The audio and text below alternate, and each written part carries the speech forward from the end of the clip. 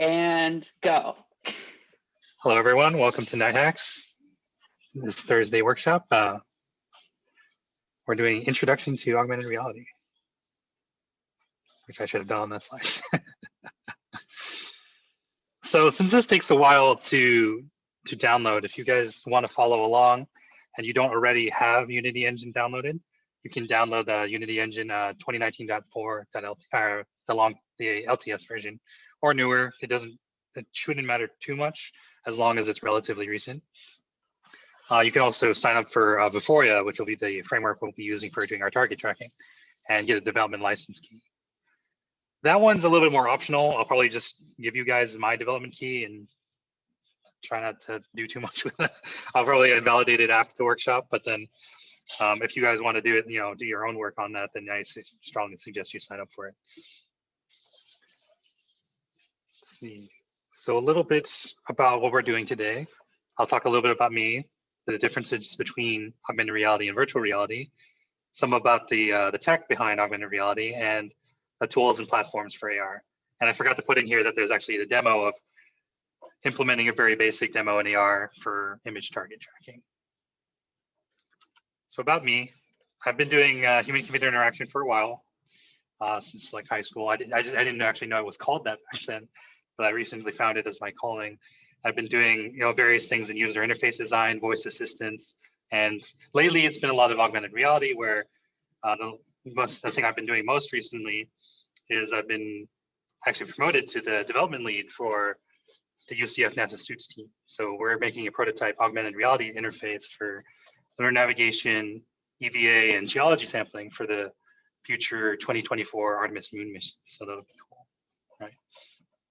Essentially, it'll be helping the astronauts navigate along the moon, because when you have, a spacesuit, it's like you're wearing like a giant inflated balloon and it's pressurized. So it's actually very difficult to, move around in the suit, and doing that efficiently is, very helpful for the astronauts.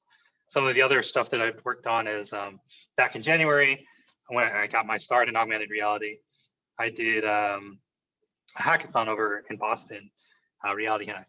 And I got to play around with the Magic Leap headsets, and we did augmented reality for air traffic control systems. And it was very fun. I learned a lot. Magic Leap really liked what I did, and their support in giving me a headset, I don't know will show up in the background or not, is how I got my start in it. It's really fun. I did some more augmented reality at Swampax, where we did some augmented reality for cruise ship navigation. And that's actually where the image targets for this demo come from. They're the same image targets we used for the cruise ship navigation stuff. But so get on with it. So the point of this is that in a human-computer interaction, I'd say that information is the future, right? The progression of humanity has always been the result of better access to information, where if you look at history through time, like we developed, language so we can communicate and hunt together and, work as a team. We developed paper to be able to record our knowledge, newspapers for mass communication, where we could disseminate information on a large scale, though that would take some time. And then telephones, where we'd be able to have point-to-point instantaneous communication, where I can pick up the phone, call someone, and they know that information comparatively instantly. And then the combination of those two aspects, where we can do mass communication at an instantaneous scale with the development of radio, and then television, kind of an enhancement on that, where we can see what people are doing, and so on and so forth. We developed computers to allow us to process large amounts of information, and that's actually what allowed us to beat the Axis during World War II with the development of the, I forgot what the name of it was, but if you guys know Alan Turing, and his name comes up a lot, he developed a computer to be able to crack the Enigma code, the cipher, so that we could listen in on, get more information on what the Germans were doing, and plan accordingly. So if we extrapolate that a little bit further, and then all of that comes from a ride at Disney World called Mission Space, or not Mission Space, Spaceship Earth. I definitely recommend that you ride that and kind of take a tour through information through history. But it kind of ends there. So if you extrapolate that forward, you look at, say, mobile computing, how we start developing laptops, tablets, and phones, so we can get our information on the go. And then you can extrapolate that even more, and you get to augmented reality, where we start getting information more instantly. We're overlaying information on the real world. And then way off in the future, probably, who knows, 50 years from now, though I think that I've seen a demo of it recently, brain-computer interfaces will start to give us direct information, because this more information allows us to make better informed decisions. So let's say, like, I guess a more concrete example of how this improves over time, like let's say we'll look at, how people consider the weather. Do you think about do I need an umbrella today? Right? Before, you'd have to go, like, go buy a newspaper and, go read the weather forecast. Nowadays, we have your desktops. You can just go and put in, your address and figure out what the weather is. And then after that, we get more mobile stuff where, you don't even have to unlock your phone. You can just take your phone out, say, "Hey Siri," or "Okay Google, what's the weather going to be like?" And it'll tell you if it's going to rain or not. But if we extrapolate that even forward, and this doesn't really exist yet, but this is kind of what I see as the future, is that with augmented reality, we'll be getting contextual information as we go about our daily lives. Like, let's say we're wearing the headset that I, kind of showed off a little bit earlier. You'll be walking and you'll be going out to, you're about to leave your house, and then the augmented reality headset will kind of figure it out based on context that you're about to leave your house. It'll recognize probably the shape of the door, or just maybe perhaps where exactly you are in your house. It'll it'll see that you're about to leave, and it'll know that contextually, if you're leaving, well, maybe you should check the weather, and then it'll see the weather, and contextually it'll know, well, people don't like to get wet, so it'll suggest that you bring your umbrella with you, and based on context, it'll probably highlight the umbrella next to the door, and you'll go pick it up as you leave. And I haven't really studied it too much, but with, say, brain-computer interfaces, who knows? It's kind of really uncharted territory. Maybe you'll just instantly know you need your umbrella, and you won't even have to think about it. It'll be a very interesting future in human-computer interaction, right? So let's talk about the difference between virtual reality and augmented reality. A lot of people are very familiar with virtual reality. If you say VR, they're like, "Oh, that Beat Saber game, that they always see on social media." But when I talk to people about AR or augmented reality, a lot of people either consider them the same thing, or never heard of AR, or don't really understand what that is. So the two differences, the big major differences between virtual reality and augmented reality, is that with virtual reality, we're replacing the real world. And whereas with augmented reality, we're trying to extend the real world, put information, as part of it, or interact with the real world in the sense, right? For those of you who watch movies, I guess the two big examples of VR and AR, accurate or otherwise, that you might want to think about is there's a movie called Ready Player One, if you've seen it, where I forgot the name of the character, but he puts on the headset and he's in a completely different world. He's going around and doing all kinds of crazy things, racing, shooting, things like that. But none of that's real, right? That's all a constructed other world, right? Whereas if you think about for augmented reality, I guess a good example of that, or so example would be, say, Minority Report or Iron Man, right? Where Iron Man, you remember how when he's developing the new Iron Man suit, or discovering that new that new element, he's having these kind of augmented reality kind of interfaces where he's just kind of playing around with data as if it was part of his real world, as if it was right there in front of him. And those are the distinctions I would make between AR and VR. I should have put pictures, it'd probably be easier. So when talking about how to design spatially for VR and AR, you have to design them in different ways. While I'd say that the two have very similar technology underneath the hood, the experiences and the goals, as I talked about, are, I'd say, two sides of the same coin. They're completely opposite, yet they're related, right? So VR gives you practically complete control of the world, and you can do most things that you want to. I think, if you want to put someone in a jet and have them fly around, you can do that. In AR, that's really not a thing, right? Because AR has to be designed with the world first, and it should respect the physical boundaries of the world that you're in, right? Perhaps the best example of, I guess, immersion that I've seen in AR is a game for the Magic Leap called Dr. Gordbart's Invaders. You can go look up some gameplay for it. I'll try to find a link and remind me later, and I'll link that for you. But instead of with VR, where you're just standing in a completely different world, you're standing in your living room still, but robots are invading your actual living room. And the way they handle that is a couple things where they give you a ray gun, right? So you have a controller with a Magic Leap, and you're shooting the robots, and they're coming out of the walls and stuff like that. But I think that the biggest thing that makes it very real, very immersive, is that they act like the things that are the real world. So because before you start the game, you actually have to put on the headset, walk around your room, and look all around it, because you're spatially you're mapping the room. That way, the game understands what the world is like, what your real world is like, and has an easier time placing those things in the world. So, like when you start shooting, you start shooting the wall, you'll start seeing scorch marks on your wall or your couch, right? In VR, right, there would be no couch. They would just, go through it, and then there'd be like other virtual objects that you're considering. Or let's say when you shoot a robot, he dies and he falls over on the couch. And it may seem like a very small detail, but it's what makes AR very immersive, because those objects react to the real world, right? And I'd say that the future of AR, right now it's just, what's called world reconstruction or mesh reconstruction, where the way the game kind of thinks about that, or it sees it at the data, is it's just one giant mesh of like one giant like 3D object model that's all kind of glued all together. So it doesn't make a distinction between, say, oh, that's the couch, or that's a chair.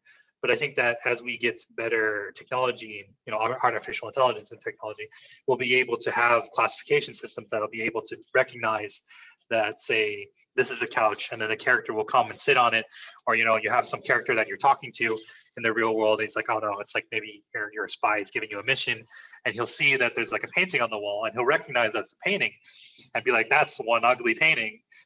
And these little interactions, these little like micro interactions, are what make things immersive, right? But I think that also, outside of games or entertainment, understanding what the world is allows you to better place information in there. For example, the same thing with the painting. You could have like a system where it looks at the painting and it adds like a little like title card with the name of the painting, who painted it, what year it was painted in, all kinds of useful things. Or let's say, you're walking around and you're thinking, I'm hungry, right? It's like, oh, okay, pull up, and you'll have it, and you'll like switch into a mode that displays. You can look around, and you can say you're in the city or in like a mall, and you can look around and you can see all the different food options, all the different stores. It'll probably bring up the best selling food item, or the reviews, like, oh, this place failed 3 health and safety checks in the last month. Maybe don't go there, right? And I think it's going to be very exciting when we get more of that technology, right? So to that effect, hardware, like when people say the sky is the limit, in AR, the opposite is true. I think the hardware is actually the limit of what can or cannot be done in augmented reality. So there are 2 main kind of ways you go about it, where there's hand tracking and there's controllers. The HoloLens 2 uses hand tracking, where you put your hands in front of you and you can kind of try to grab things in real life, grab virtual objects. And while that's very cool, and I guess it's very freeing, the problem is that one of the biggest problems with augmented reality is that there's no, I guess, tactile feedback, right? You grab, if you're trying to touch something, it's very apparent to you that it's not real, because the moment you try to touch it, your hand goes through it and you don't feel like it's there. Or your hand, with augmented reality, we'll make it so that the objects will bounce around, but you don't feel like it's there, right? So when people do design for hand tracking, they actually try to design to try to give you more tactile feel, where with Magic Leap specifically in HoloLens, they actually designed it so instead of you grabbing things kind of like that, you actually kind of, point your hand at something and you pinch, right? Because that interaction where you bring your fingers together actually is what gives you that tactile feedback. And while you're not actually grabbing something because you're feeling your fingers against each other, it actually feels very natural, right? With Magic Leap specifically, you get a controller. So that's why for Dr. Goldbarth, they give you a ray gun, and you feel like you're having a ray gun, and it's actually kind of nice because it's got a little bit of weight to it. So you feel like it's part of even though you have like a virtual ray gun that you're looking at, it does feel very natural, right? And next week, along those lines, most of the work that I've done is more for the headset kind of thing, but a lot of people get their exposure to augmented reality through phone AR. So like, let's say you get some nice filters or something like that for Instagram or Snapchat. But the thing about this is that headsets are, I think, where the future of AR is. When I give that example about going to leave your house and going to realize that you need, an umbrella, that really only works if you have a headset and it's constantly overlaying information.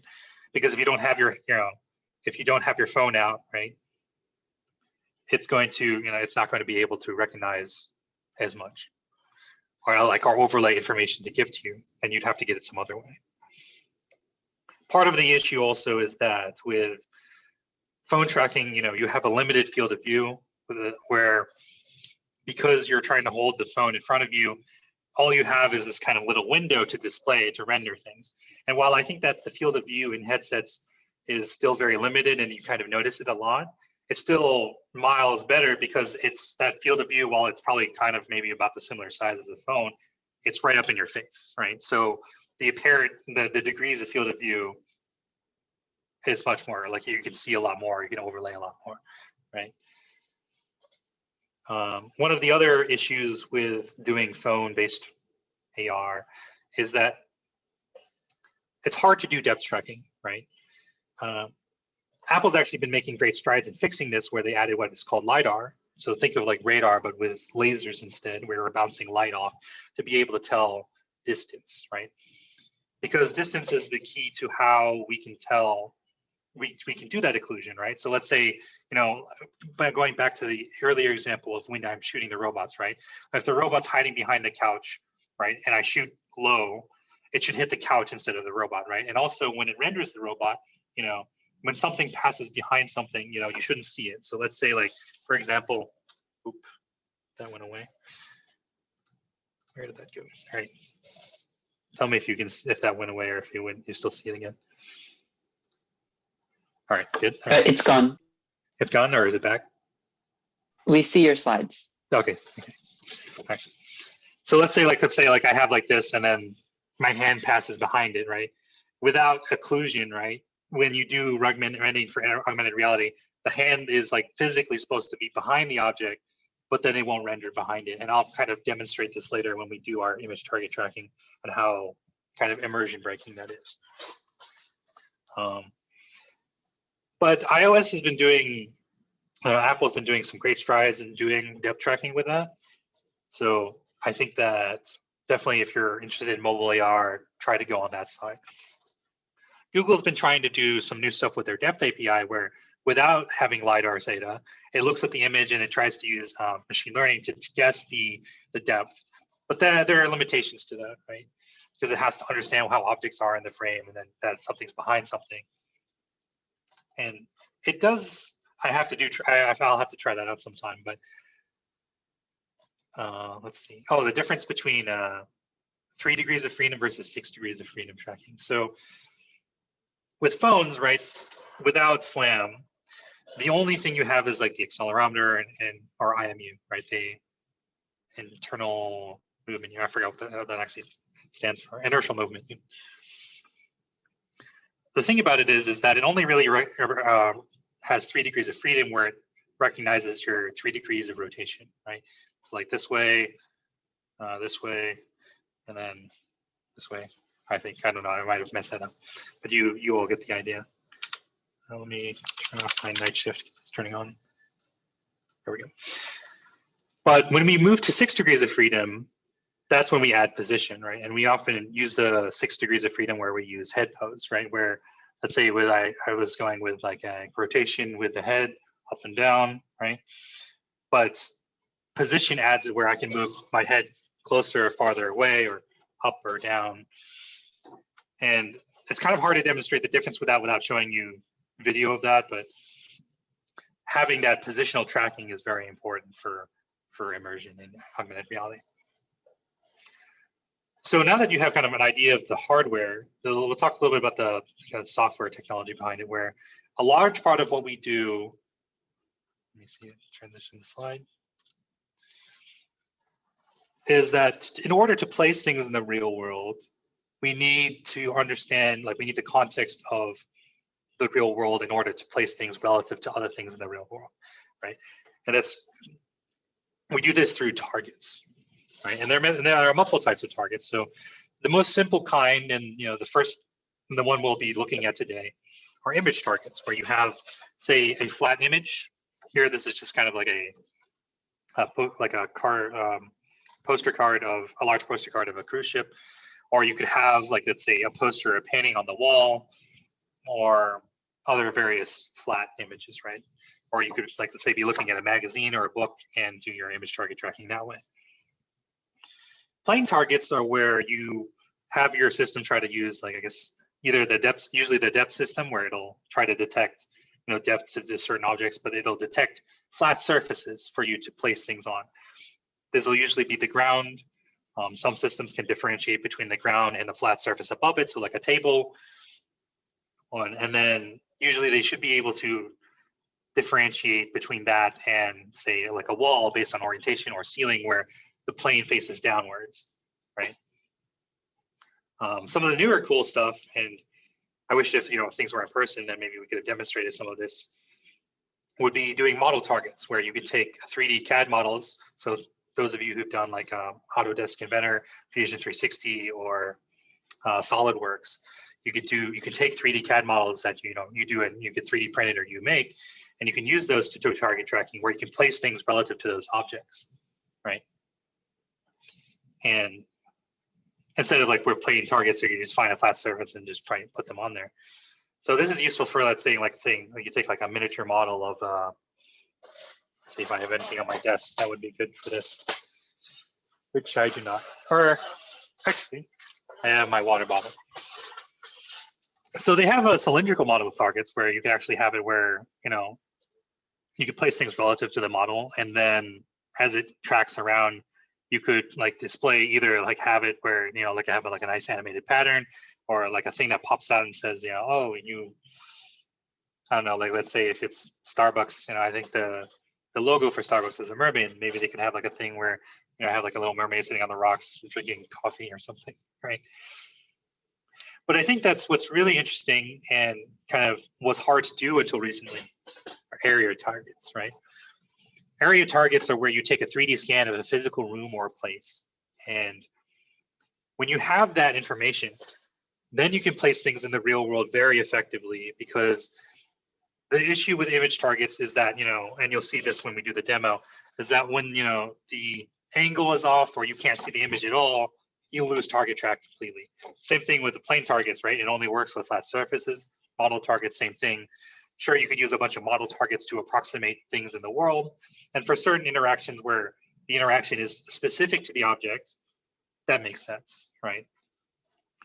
But oftentimes you'll want things that recognize where you are in the physical space of the room, right? That's why we talked about how when you try to leave your house and if you have an area target, then you know exactly where somebody is in your house, and you can tell when they're in front of the door and leaving the house, right? Instead of using, like, say, like an image target on the wall to on the door to, or like recognizing the image of the door to recognize that they're leaving, which may or may not always work, right? Let's say like they're looking down at their their keys or their phone and trying to do something, and they're not looking at the door as they approach it. But with an area target, you'll know where you are in the physical space and be able to do those. Those were hard to do up until recently, because you used to have to get like a really expensive 3D scanner and then go and painstakingly making a 3D scan. But now that the iPads have LiDAR, you can actually make 3D scans with an iPad. I think it's still in beta or like closed beta, so you have to go and ask Vuforia for special access for that. But it's exciting. So here we'll talk a little bit about tools and technology. We'll be using Unity, the Unity game engine, and the Vuforia framework. So Vuforia will do all of the tracking work, and Unity engine is just kind of so that doing things in 3D is a lot easier in a game engine because they were designed around the idea that 3D objects are moving around in space, right? And one of the other alternatives for game engines you can use is Unreal Engine. Unreal Engine really isn't as well designed, though it does tend to perform better because it's in C++. You can use mobile data frameworks like ARKit for iOS or ARCore for Android. If you want to use the really cool kind of depth tracking, stuff like that, or where you have like full access to LiDAR data, you'll typically need to use ARKits, or you'll have to actually use something lower level, right?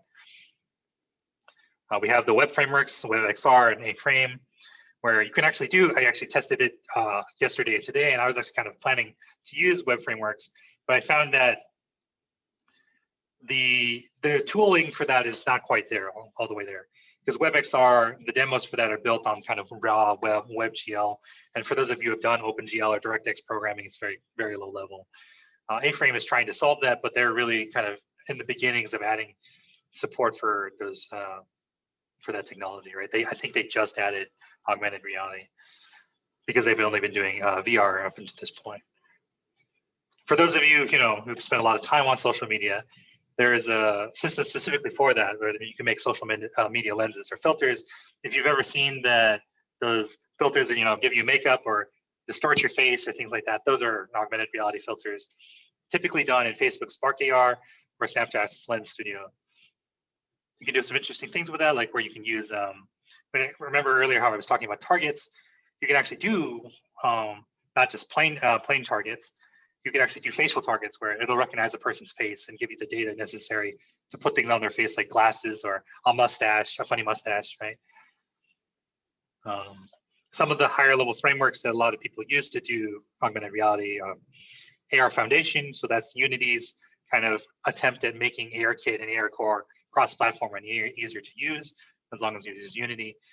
Mixed Reality Toolkit, which is from Microsoft, that's specifically for HoloLens and has a lot of nice, user interface design, user interface stuff for doing that.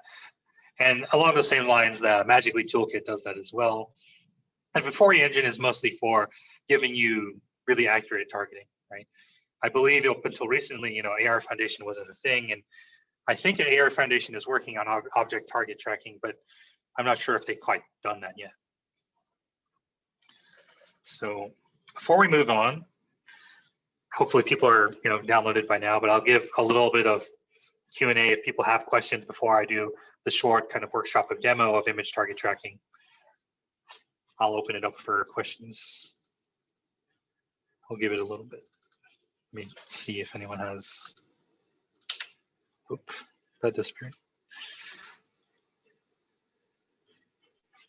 we have any questions, or we'll just move on? Dina asked in the chat, is AR only possible with Unity? It's going to be much easier if you use it in Unity. I think you can use it in ARKit or ARCore. Those actually don't depend on Unity, but it's a little bit more difficult because then you have to kind of think about the 3D objects yourself.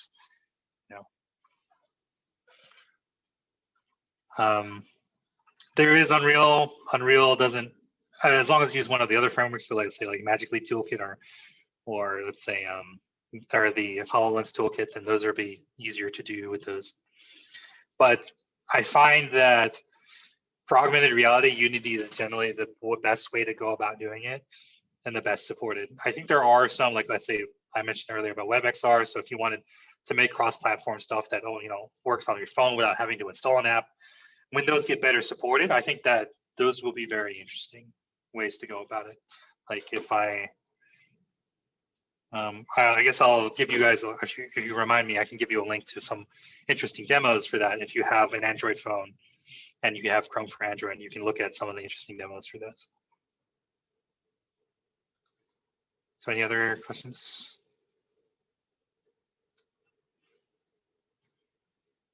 All right, so I guess that's about it for questions, and I'll go straight to demos. If you guys have more, put them in the chat, or I might not see them, but I figure Chris will tell me. All right, so for those of you who have installed Unity, or if you haven't, right? So if you still want to follow along and you've decided you want to do that now, you can install a thing called Unity Hub. You'll get this kind of thing here where you can go to installs, press add, and then you can pick a different version to install. If you want to follow along, I'd suggest either 2019.4, the long-term support version, or 2020. We'll be using 2019 for this. And you'll need, so let me run through it a little bit so you guys can see. There'll be checkboxes. You'll want to, if you want to build for Android, check Android, for iOS. Note that the older versions say Vuforia. The way we install Vuforia is actually a little bit different. We'll be installing that using the package manager, and I'll get into that in a second. All right, so projects. I actually tested this a little bit earlier, but we're going to start this from scratch. So you'll get this page, make the projects. Note that they do have augmented reality. I think this is if you specifically want to use the AR Foundation stuff. And perhaps maybe I'll give another talk about AR Foundation when we get a chance, because it's a little bit more difficult to use. But I think that AR Foundation makes a lot of good sense if you're concerned about cost, because Vuforia, I think their licensing is kind of pricey. But if you're just playing around with it and just want to play, get really get started with AR, it's arguably the easiest way to get started. So we'll call this AR Vuforia workshop from scratch. We'll create that. Get rid of these slides. Oh, okay. So it went to my other window I went to my other screen, but when it loads, I'll move it back up. It's gonna take it's initializing. Or actually, maybe I'll just switch the screen share to that side.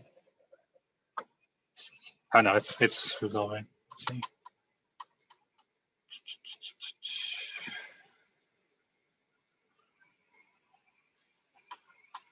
Well, I guess in the meantime, while I wait for that to start, because this might be about, see if I can get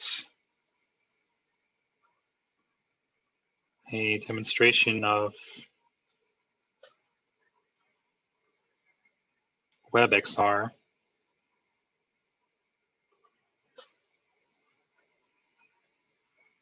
This works.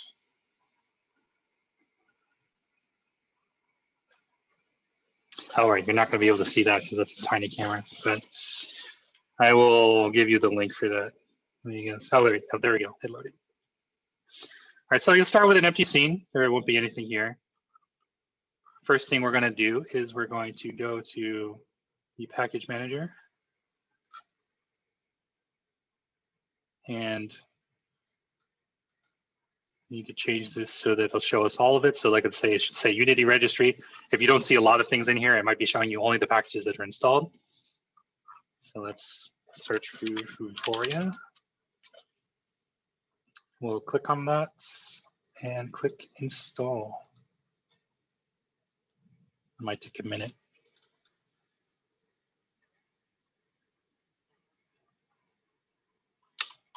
One second.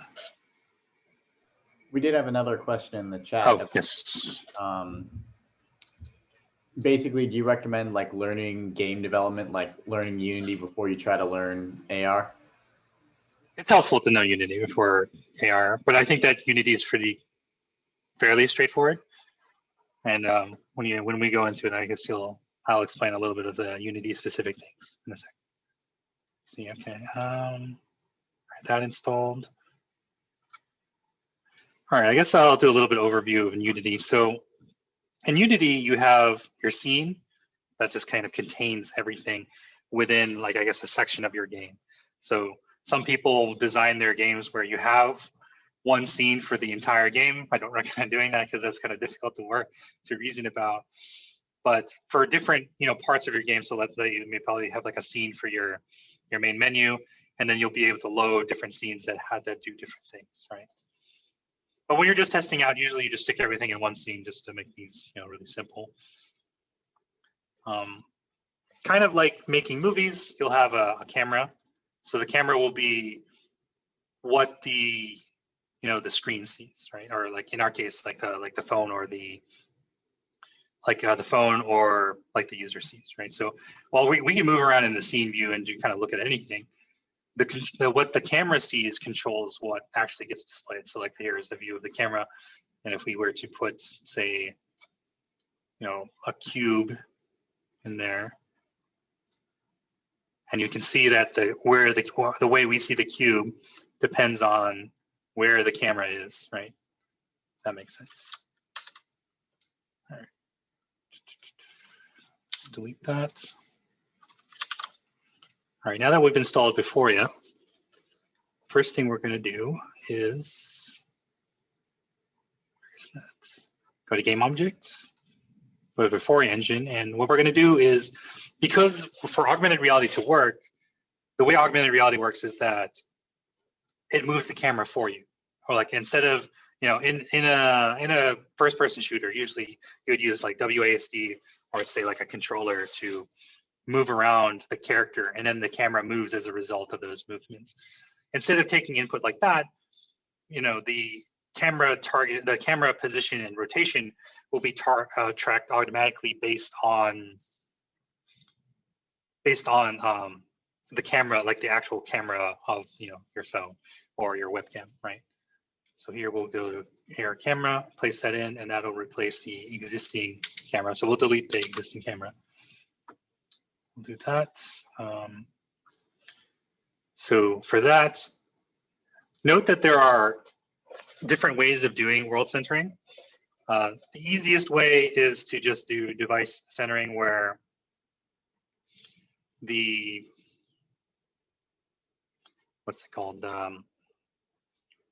where we move the targets over pretty much everything in relation to the camera. That might seem a little bit weird and backwards, but it's easier and when you get a feel for it, it's a bit easier to do that. Whereas later on, you can do like targets where if you wanted it, so how I kind of described how you can move the camera around in 3D space. So Vuforia is, I guess, a little bit different than, say, a Unity or like when you do Magic Leap or HoloLens, because with Magic Leap or HoloLens, they are automatically do positional tracking inside of the room for you using SLAM. You're moving the camera in 3D space relative to the scene. But in Vuforia, if you're just doing very simple things, it's actually often easier to move to keep the camera stationary and then have this target, like the object, move in relation to where it is in 3D space. So for that, we'll just keep using device, but there are other options if you want to use target tracking as to where you move the cameras in relation to each other. And there are good reasons for doing that. But let's see. So to set this up, we'll open the Vuforia engine configuration. And so here we'll need to add our license key. So here I'll go, and I already made a license. I logged into Vuforia engine and I already made one. But if you want, you can just click this button and then make a new license. Since we're not using further recognition, because you're only using, you're just playing around with it, the 1,000 per month should never really impact you. If it does, you just make another key and start over. So, but here we go. Go there. I'll grab my key, and then you'll take that and you'll paste that into the app license key. And I think that should be it. To make things easier when you're testing, so that you don't always have to move it to the device, you should want to check in, make sure that it recognizes that your webcam, or so like here we have the integrated webcam. Let's see. And I think that's it.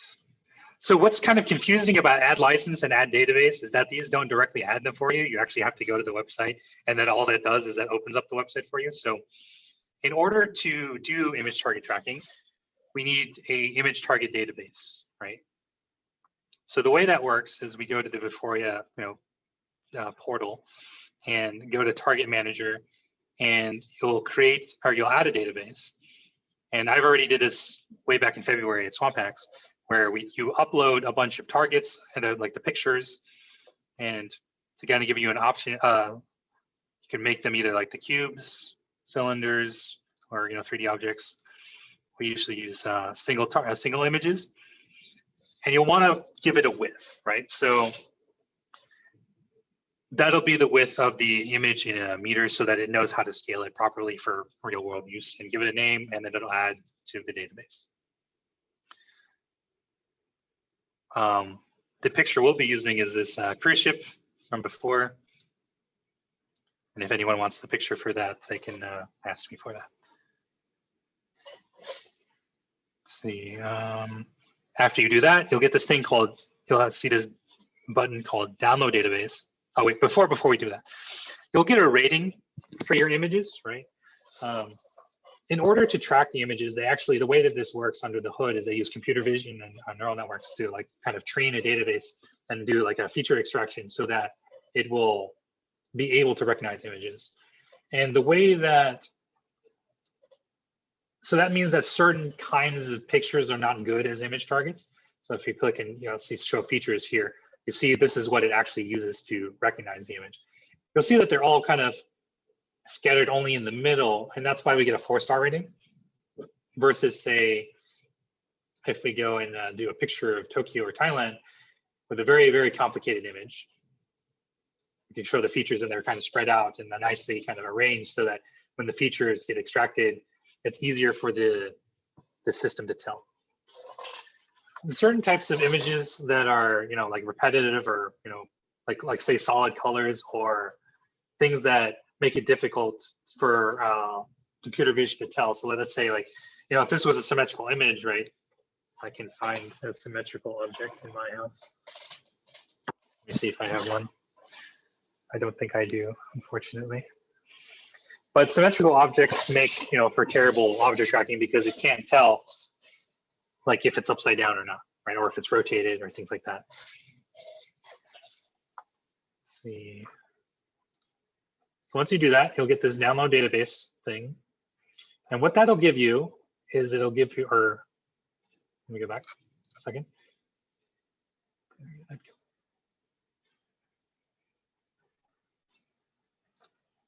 So when you do press that button, it'll say Android Studio or Xcode or Visual Studio. That's if you're doing like ARKit or ARCore. We're specifically trying to do Unity Editor, so you want to select that when you do that. What it'll end up giving you is a Unity package right here. So like here, this is a travel mark database on Unity package. What you can then do is go to Assets, Import Package, Custom Package, and that should show up here. It's Unity package. Make sure that whatever you're importing, makes sense. You might have opened the wrong thing or something if you have a lot of packages. And then making sure you know where it's putting these things, and if you actually don't want some of these things, you can actually uncheck some of them. But for this specifically, because that's a Unity specific thing, but if for Vuforia, I recommend just keeping all of them because and training a new database if you don't want them, because this data file will expect those pictures to exist. So we'll do that, import, and you should see that they got added in, I think. Yeah, before travel mark. All right, so now that we've done that, we can go and go to game object, Vuforia engine, and since we're just doing a very basic image targets, we'll add an image target, and you'll see here on the right side that you can either do predefined, user-defined, Cloud Rico.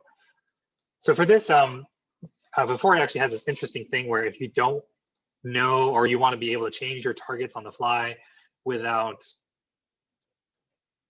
always including all of them into your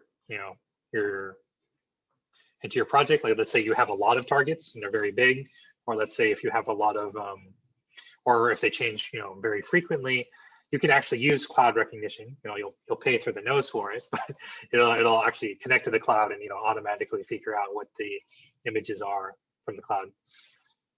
But so you can have multiple databases in a single project, so you'll need to select which database you're using. So we only have the one; it's already automatically selected for us, and then which specific target you want. So we'll go through here and we'll look. Actually, let me move this camera so you can see the image target. I'll double click on that and you can kind of see it in the world. So because of that, it'll automatically scale it in actual real world units for us. So it'll be like 0.2, like this is 8.5 by 11 inches, so that's about 0.2 meters ish, I think. And it'll scale it for us automatically. All right, save that. So first thing we'll do is we'll do a little, or well, actually, we'll import a cruise ship because we have a cruise ship, a nice cruise ship here, and I already have a cruise ship model downloaded. Pull this up here. If you want a link to the cruise ship model, that will be here. You can go to a thing called Google Poly and search for various models. Unfortunately, Google Poly is going to shut down soon, so there are other places that are not nearly as nice to get models. And I forgot, I think there's one called like Turbo Squid, but you can search for cruise ship and get this specific model. You click download. There'll be an option. GLTF is good if you're trying to do WebAR stuff, but for Unity, I find that OBJ tends to work the best. You'll get that. You'll get a zip file. I unzip that, and you have those things. And then we'll make a folder in Unity so that everything's not lying around, and make that a model, right? And do that. And the easy way is you can just kind of click and drag into the folder, and Unity will just automatically import those things. So in that case, we can, if we want the cruise ship to move with the image target, the easiest way to do that, well, you can do that with a scripting where you can try to check the image target's position and then position things relative to it. One of the nice things about Unity, and because it's a game engine, is that you can just use the game like object hierarchy to do it, where you can just make things, put things inside of things that you want to be together. So this cruise ship, we added it. It'll move in relation to the image target. You can see that it's actually very, very large. We need to fix that.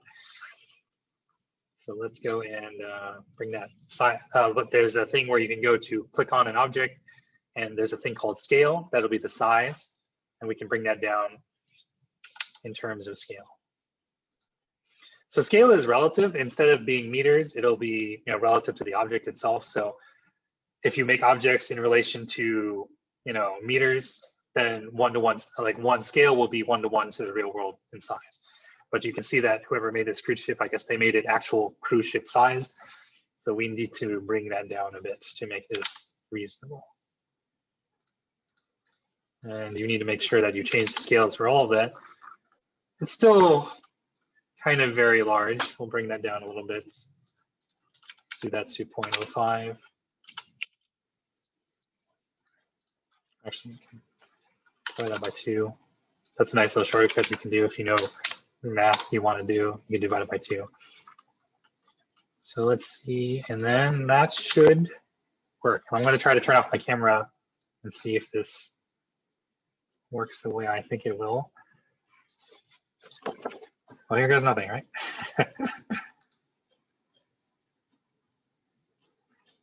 Hopefully it should. Do you guys see the camera and then you see the cruise ship and it's kind of being displayed? All right. Yeah. Looks awesome.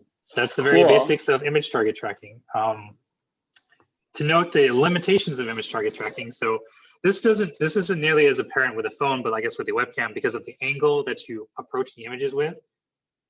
Like you see, as it becomes harder and harder to tell what the image is, it can't render it anymore. One of the other things is that, because this is just basic image target tracking, it doesn't do the occlusion properly. Like, let's say here, I put my hand behind the cruise ship. I put it in front of the cruise ship. Oh, well, it actually doesn't recognize the image anymore. But you see how it doesn't do the occlusion, right? So there are limitations to image target tracking, but it's very good for like very basic marketing things. Like, let's say, I think it would be cool. Let's say like for graduation, if you did an image target tracking of your diploma, and you say there's like a little person like walking across getting their diploma or something. There's interesting things you can do with it, but there are limitations. Like one of the things you'll notice is also the lighting looks kind of messed up on it, right? Or the lighting does not match the real world. We can try to fix that by hand. Let me do that. So let's see here. Change the rotation to like 45 degrees. I know it'll just be easier. Okay, so in Unity, there's usually one directional light and they treat that as the sun. But because I'm lazy, we're gonna have two suns just so that it always will scale out. The reason that it kind of looks dark is because when I angle down, right, because the angle of the sun, there's always gonna be a shadow if I'm angling it down. So if I take another directional light and let's say, if I point it up instead, see -45 and the opposite direction, then if I have two suns, one pointing up and one pointing down, then even when I angle the target down, it should, you see how there's no shadow now. One of the other things I'm noticing is that when we're trying to see it, it's kind of hard to see because of the rotation. So one of the things is you can actually go into Unity and change the rotation of an object relative to that. So let's say like 90 degrees to make that easier, the Y rotation. And that should make the ship considerably easier to see now, right? Because it follows the length of the paper, so it's lengthwise, right? So that's a very basic demonstration of augmented reality with image target tracking. Does anyone have any more questions? Or you know what? Actually, import this, and I kind of got lost a couple steps back. Sure, yeah. Let me see if I can find a snowman. You guys are gonna get your Christmas. Let's see, this looks very big. Actually, let me see. Which one do you all want? I think this one looks cool. Actually, a snow globe. Or maybe this one, Christmas enthusiast. Is there one that looks similar to Frosty? Because I think. Oh, I like. I like this the one with actually. the hat. Yeah. This one I like. There, the hat, Frosty the Snowman, right? All right. Why is there no download button? Ah, it's not licensed, I guess, or something, because there's no download button. That's weird. See, like this one has a download button, but I don't know what it is, because they have a license for it, so I'm not sure. Let's see. Does this one have a hat? I guess he's got a hat, so this could work too. So let's try that one then. I think Robert, you were the one. You had a question? No? Yeah, no. I want to see. I missed this process, like exactly how you import it. So. Okay, so download an OBJ file. Okay. Download. I'll make sure you credit the author if you're doing that. Let's close these because it's too much 3D for my computer. This is a 6-year-old laptop. But let's see. Oop, that was the version I tried to do in AR Foundation, but I realized it'd be way too complicated because there's a lot of code that goes into doing AR Foundation. Let's see, so that was this thing. Here we go. So they give you a zip file. We want to extract that to a folder. And then here we can do click and drag it into an assets folder. Oh, actually, I know what's wrong with the lighting. That's what's wrong with the lighting. It's not, it's off. There you go, we'll make that white. And then make this one white as well. Because it's like a yellowish light. That's why the lighting looked really weird, I think. Let me see. If that's gonna play or not. Or crash. Unity likes to do that. Yep. Yeah, Unity likes to crash a lot. It's just a fact of life with Unity. You gotta live with it. All right. Reopen that. See if that starts up. See, are any of these interesting?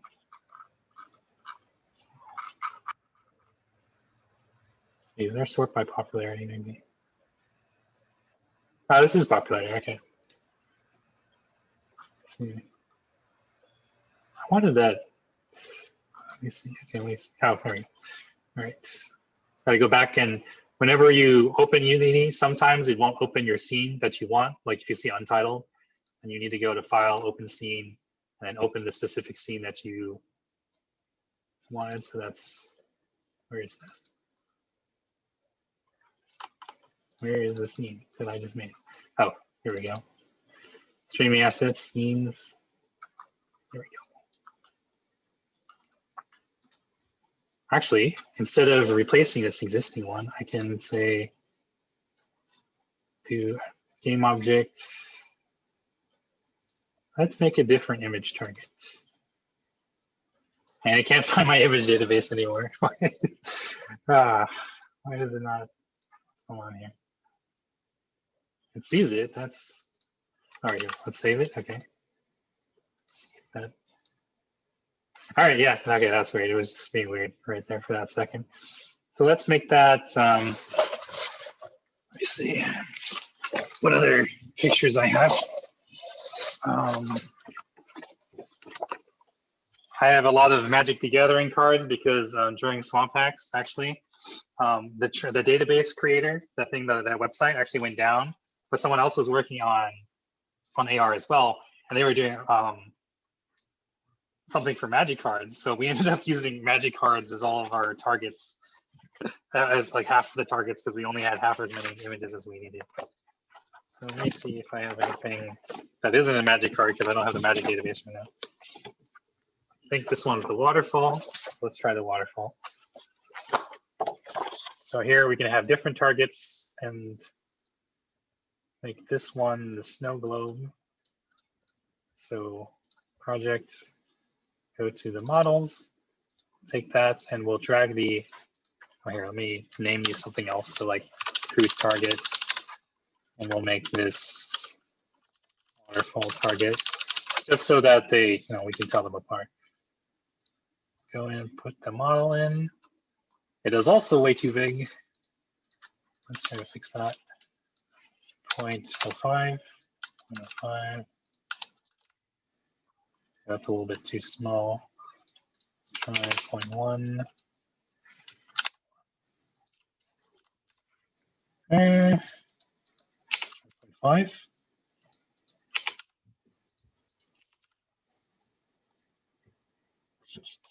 It's on the big side, but we'll see how it looks. 0.25. So one of the things you'll notice though is that objects will usually be centered in the image target. So if you want something to be above the image, and that's usually what you want, you'll have to change the Y position so that it's above it. So here in this case, it's actually a lot taller than I thought it was. So let me actually make this smaller again. 0.3. Let's try 0.3. 0.3. 0.3. Yeah, that's a lot more reasonable. Take that down a little bit. I actually don't know how tall this globe is, so that makes this hard to position. 4, 5, 5. All right, well, I'll assume it's about 1 meter tall. Then that should, press play and it doesn't crash. Now we have Frosty the Snowman. But that should be able to do both at the same time, huh? No, I must have misconfigured something. Let me check. Oh, I know what happened. So if that happens to you, there is a there is an option in the Vuforia engine configuration where you can tell it how many images you want it to try to track at the same time. This is an efficiency thing. So set this as low as you think will, so if you only have one target, only set that to 1, right? Actually, we don't have any objects, so I'm gonna set that to 0. So we'll have 2 at a time. It will attempt for that. We'll save.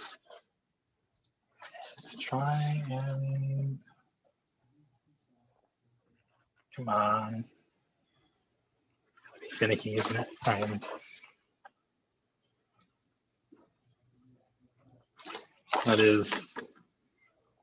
This is why I hate doing live demo. I don't know what is going on there. Did it maybe get like detached when it crashed?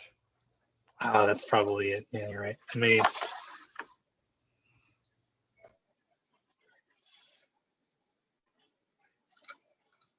All right, I'll just remake that again. Yeah, that's one of the things I love about Unreal Engine. Even though Unreal Engine is very heavy on a computer, and it'll run slow if you don't have good hardware. It doesn't crash. That's one of the biggest things I like about it. So cruise targets, stick that model back in there. I don't remember the sizes I used for that, but I think that was 0.05. 0.05, 5, 90-degree rotation. Whoop. And see if it works now. Or it's going to crash. Yeah, Unity is it does that a lot. So that's why I actually try to use use the long-term support versions. I think this is the LTS version where they try to get more bug fix updates than the other ones, but yeah.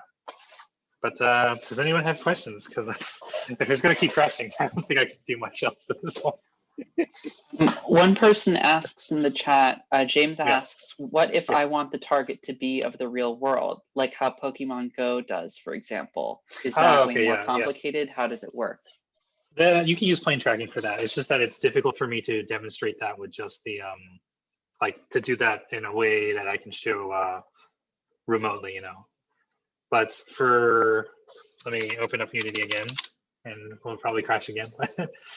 I can try to demonstrate how that works.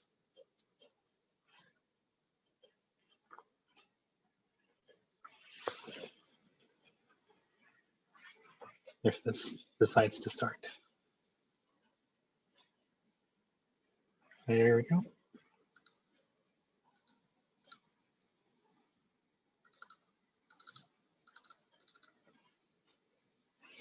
All right, so for Vuforia, there's a thing called a plane tracking. Let's see our plane tracker. Let me see. Game object, Vuforia engine. So there should be so like ground plane, a plane, and then you can add one of those, and it should be able to.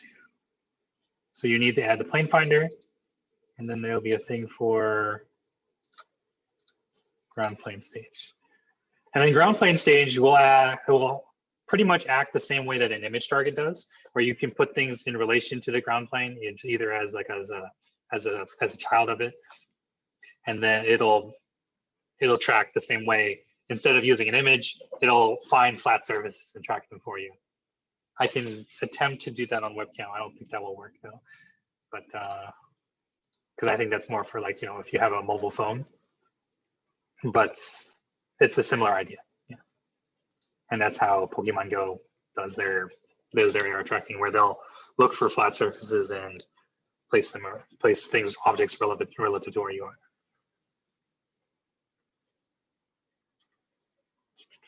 Any other questions? I have a question. How Sure. difficult is it to build scenes programmatically? Like if you wanted to call an API and you wanted to place something in a scene depending on the results of an API call?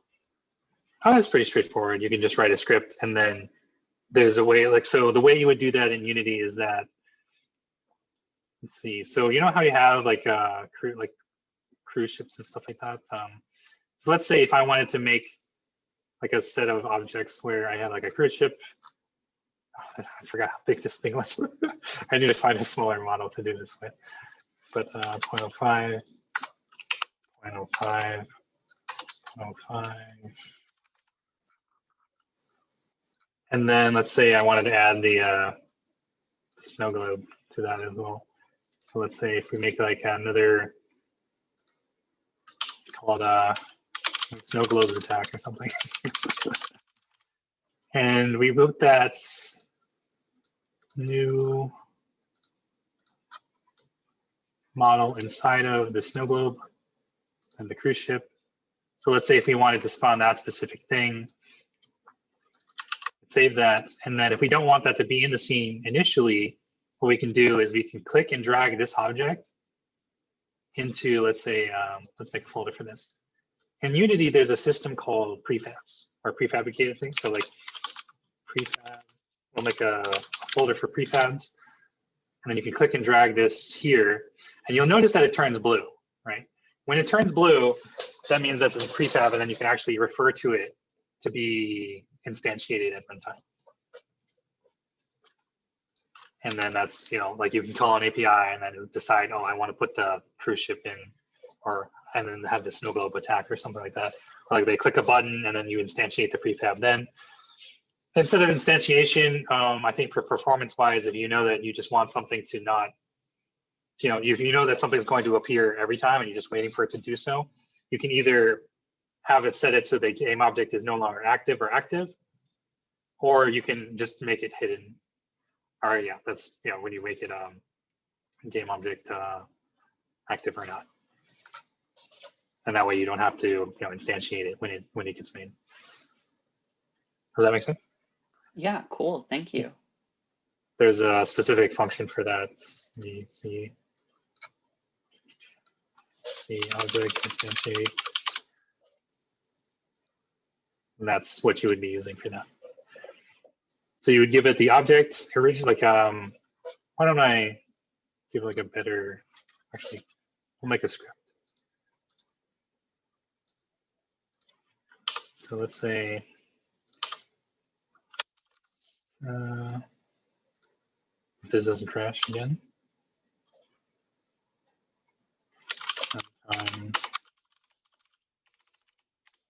So let's say if we want snow globes to attack at runtime when the game starts, or let's see,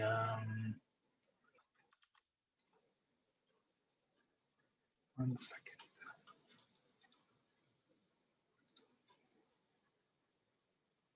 I'll make the script.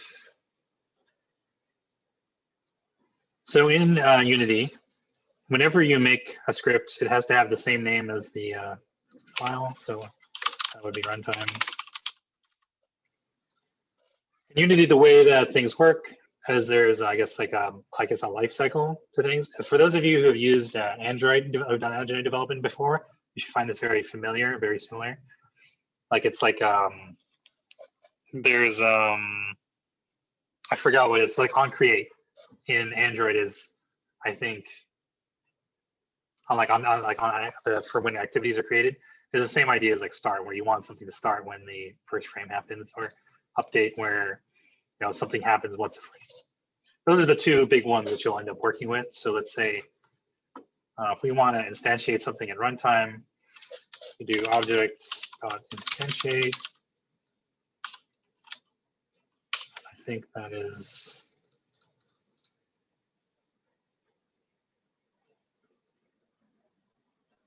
And then you can give it the object. So where's the game object?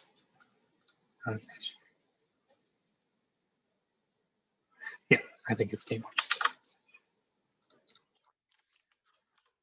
To do that, one of the things, instead of trying to find models and stuff like that programmatically, that's kind of really annoying. So one of the things you can do in Unity is you can either, so you can set, so let's say model.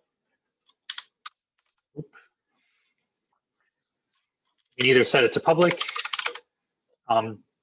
Or you can do a thing called, what's it called?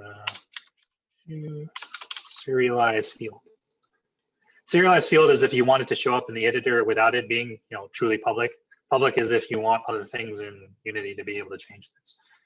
So for now, we'll use serialized field, and we'll do model, and that should instantiate our model when the game starts. If Unity didn't crash again, there we go. Oh, we got something. All right, so for scripts to run, they have to be attached to something. Like if they're just in there, they won't actually do anything.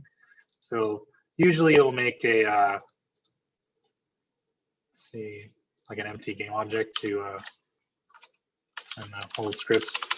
Usually you'll just attach scripts to, whatever you want to want them to act on, but because our object doesn't exist yet, there's nothing to attach it to. So we'll just make an empty object to attach it to. So we click and drag, attach the scripts.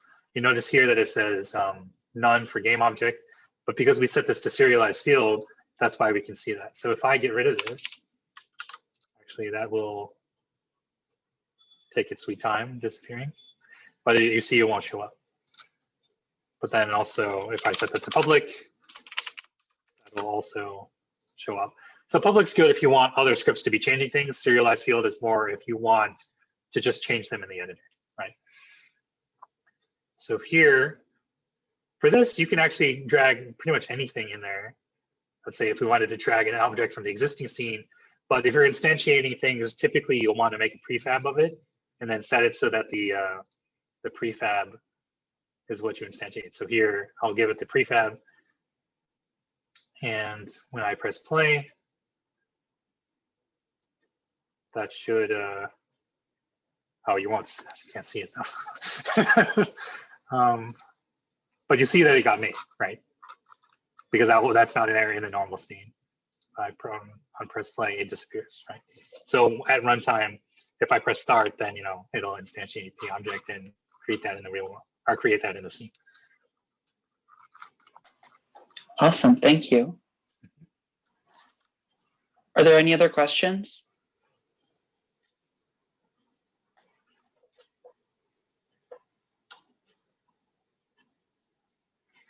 All right, if there are no other questions, thank you so much, Terrell, for presenting. It was a really great presentation. I think. Thanks all of you all for coming out and having me.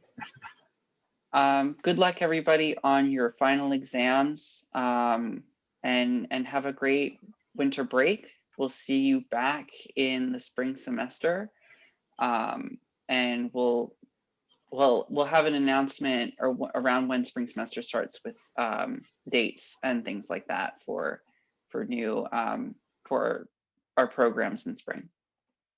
Awesome. Thank you, everybody, so much. Have a great night.